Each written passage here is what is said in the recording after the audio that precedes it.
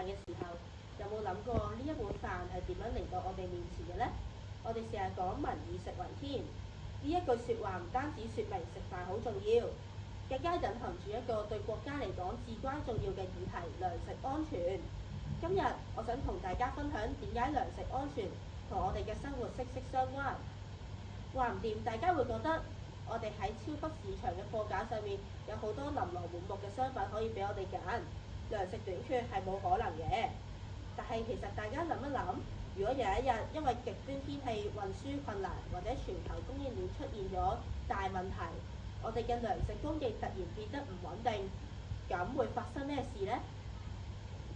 糧食安全其實就係確保每一個人喺任何時候都可以買到足夠營養，而且可以負擔得起嘅食物。呢個其實唔單止關係到我哋嘅健康，而且仲關係到國家嘅繁榮穩定嘅發展。如果國家冇足夠嘅糧食儲備，社會就會恐慌。如果我哋依賴進口嘅比例過高，如果一旦國際環境有變，我哋就會變得好被動。但係作為小學生，我哋雖然唔可以直接去農田耕種，但係我哋可以成為糧食守護者。我哋可以從以下兩點做起。第一係珍惜，大家食飯嘅時候，如果成日食唔晒而倒掉啲廚餘，咁樣就係浪費緊國家守護糧食安全嘅成果。第二點係認識，正所謂粒粒皆辛苦，每一粒飯都係農民辛苦耕種嘅成果。